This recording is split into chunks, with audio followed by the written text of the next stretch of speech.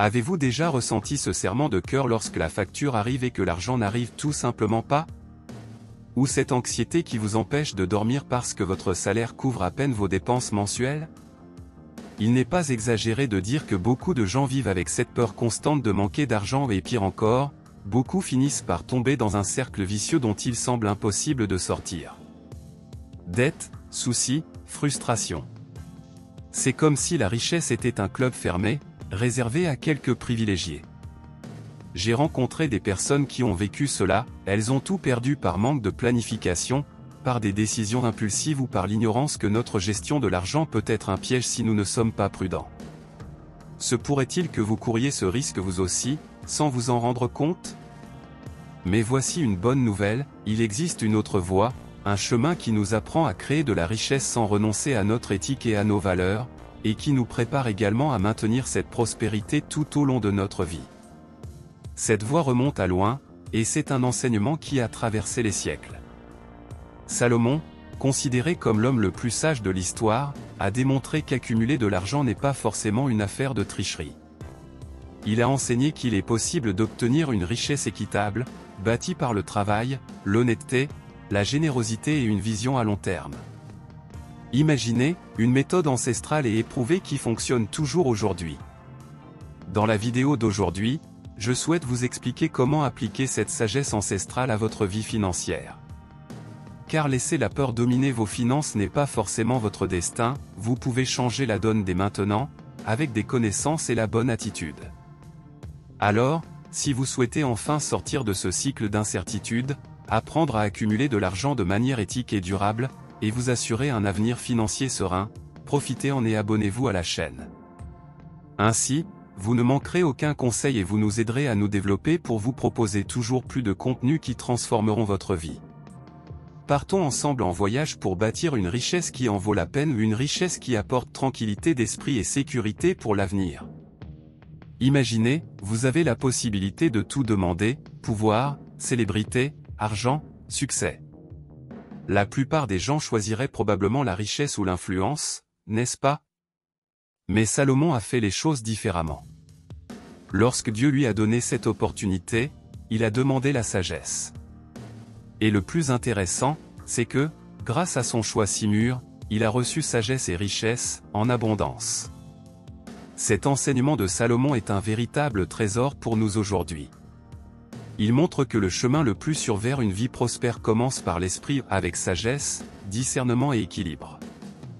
Il ne sert à rien d'avoir beaucoup d'argent si l'on ne sait pas l'utiliser à bon escient, si l'on manque de maîtrise de soi ou si l'on prend des décisions impulsives qui finissent par entraîner des pertes.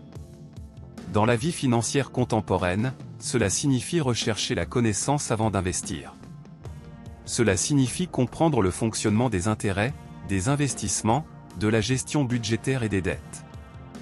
Cela signifie savoir quand épargner, quand dépenser et, surtout, quand dire « non ». Non aux propositions miraculeuses, aux raccourcis douteux, aux décisions motivées par la cupidité. Salomon nous enseigne que la sagesse précède l'abondance. En appliquant cela, non seulement nous attirons la richesse de manière plus équilibrée, mais nous pouvons aussi la préserver.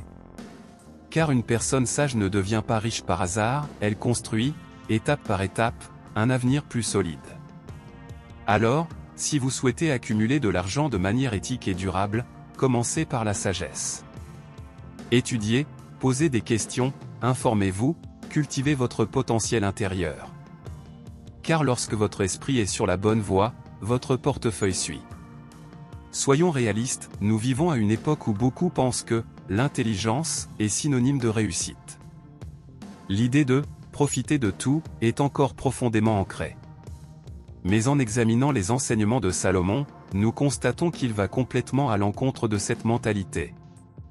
L'un de ses proverbes les plus marquants dit « La balance fausse est en abomination à l'Éternel, mais le poids juste lui est agréable. » Proverbe 11h1. Et c'est puissant. Il dit que la tromperie, même dans les petites choses comme une balance qui pèse moins pour vous faire gagner de l'argent est quelque chose que Dieu rejette. Autrement dit, toute forme de malhonnêteté en affaires est non seulement contraire à l'éthique, mais aussi spirituellement toxique. Et comment cela s'applique-t-il à nos vies aujourd'hui? Eh bien, dans tous les domaines. Du travailleur indépendant qui facture ses services à l'entreprise qui gère des contrats de plusieurs millions de dollars, la base doit être la transparence. Être clair sur ce que l'on propose, tenir exactement ses promesses, traiter clients, fournisseurs et employés avec respect et équité. Cela signifie ne pas céder à la tentation omettre un seul détail, ou ajuster les chiffres, pour paraître meilleur que ce que l'on est en réalité. L'intégrité ne consiste pas seulement à faire ce qui est juste sous le regard des autres, c'est toujours faire ce qui est juste, surtout quand personne ne regarde. Et cela s'applique aussi bien à votre vie professionnelle que personnelle. Vous vous demandez peut-être, mais l'honnêteté ne retarde-t-elle pas le succès? En réalité, cela peut prendre un peu plus de temps, certes. Mais une fois qu'elle est là, c'est quelque chose de solide et de durable.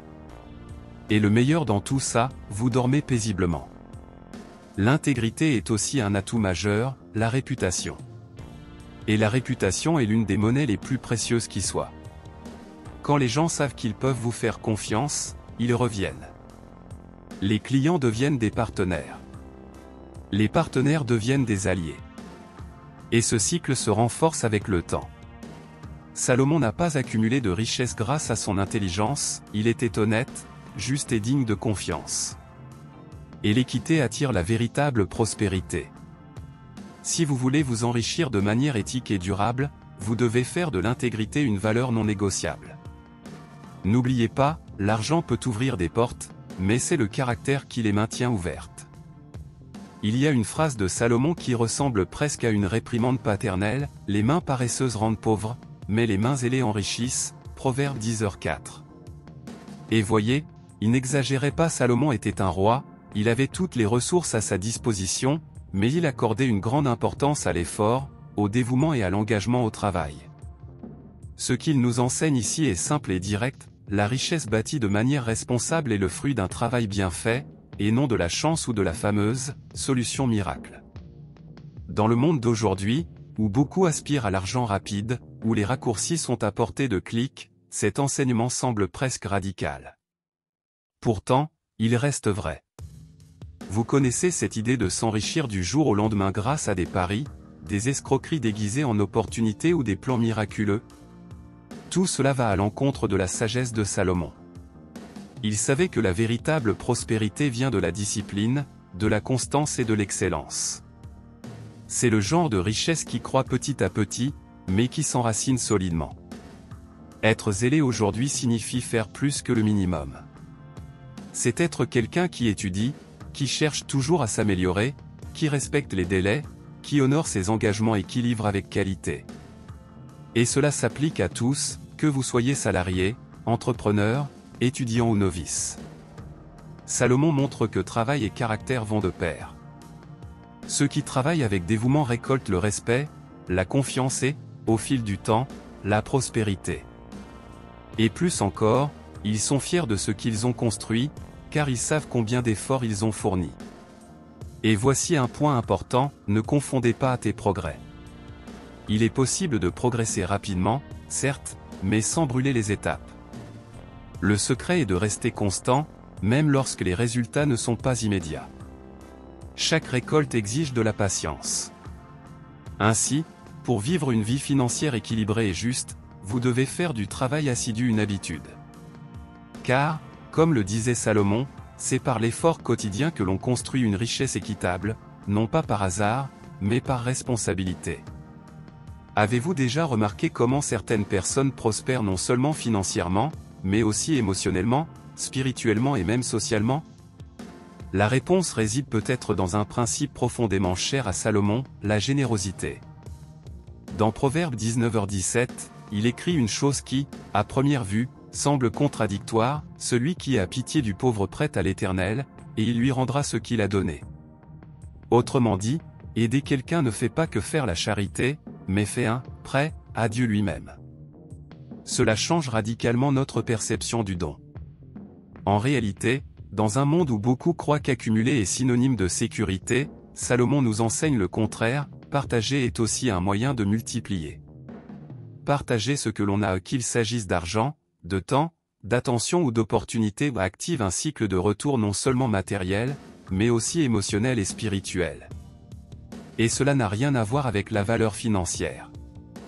La générosité ne se mesure pas à l'importance du don, mais à l'intention du cœur. Parfois, un simple geste comme écouter quelqu'un, suggérer une offre d'emploi ou donner un peu d'argent peut transformer la vie de ceux qui en ont besoin. Dans le monde financier, ce principe est un véritable antidote à la cupidité. Et la cupidité, soyons honnêtes, peut facilement nous tromper. On commence à épargner de manière responsable et, avant même de s'en rendre compte, on accumule par peur. Et la peur nous paralyse.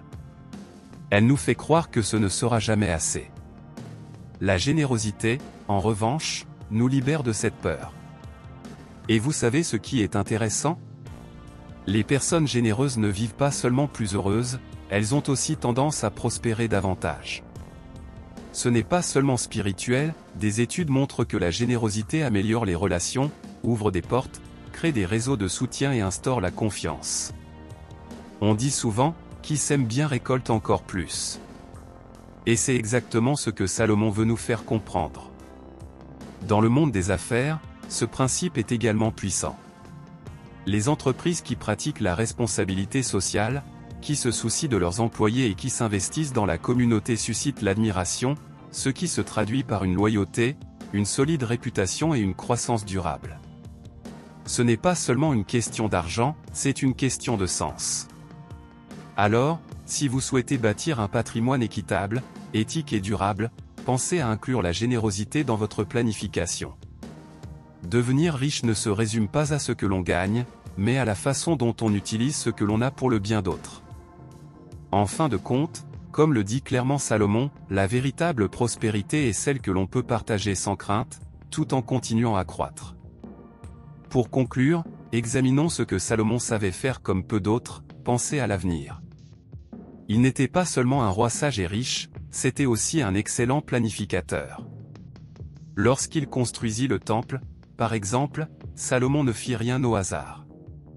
Tout fut pensé dans les moindres détails, des matériaux à l'architecture, de la main-d'œuvre aux ressources utilisées. Et cela nous enseigne une leçon très actuelle, la véritable richesse se construit avec une vision à long terme. Nous vivons à une époque où tout est pour le présent. Profit rapide, rendements immédiats, argent facile, à tout prix. Mais Salomon démontre le contraire, hâte et prospérité ne vont pas toujours de pair. Il nous invite à réfléchir au type de richesse que nous construisons. Est-ce solide ou fragile ? Durera-t-elle ou disparaîtra-t-elle lors de la prochaine crise ? Dans le monde financier moderne, cette leçon se traduit par la durabilité.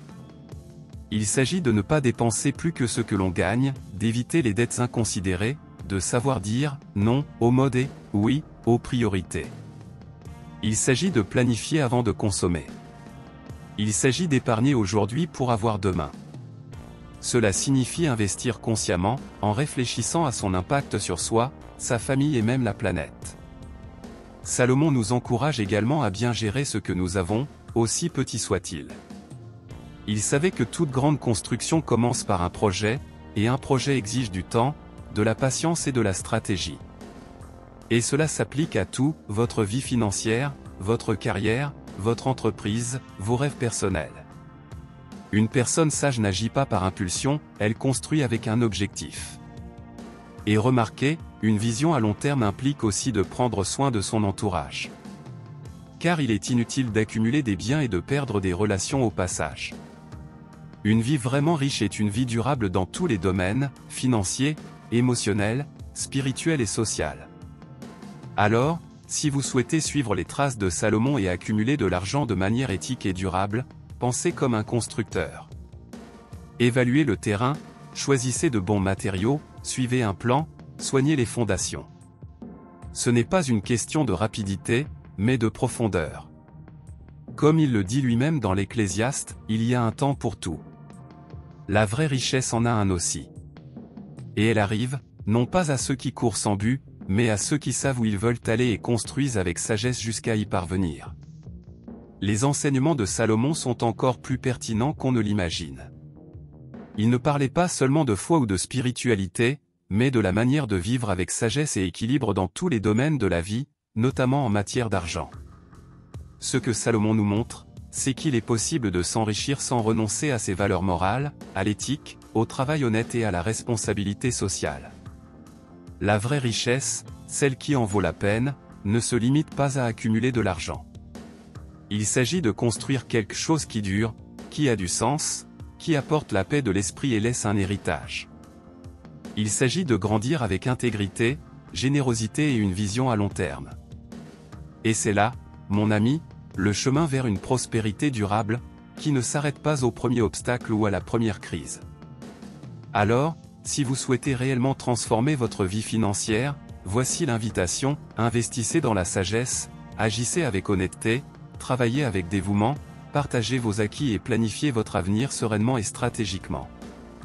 Ce sont les étapes que Salomon nous a laissées et qui demeurent le secret d'une vie prospère, juste et équilibrée. Si vous avez aimé cette vidéo et souhaitez continuer à apprendre comment créer de la richesse de manière éthique et durable, abonnez-vous à la chaîne.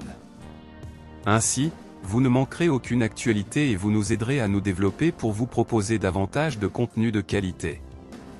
N'hésitez pas à aimer, car cela fait toute la différence pour la chaîne et permet à davantage de personnes de découvrir ces enseignements. Et, bien sûr, j'aimerais vraiment connaître votre avis. Indiquez dans les commentaires quels enseignements de Salomon vous ont le plus marqué ou quelles questions vous vous posez sur le sujet. Merci beaucoup d'être ici avec moi jusqu'ici. À bientôt pour la prochaine vidéo avec plus de conseils et de réflexions pour transformer votre vie financière et personnelle. À bientôt.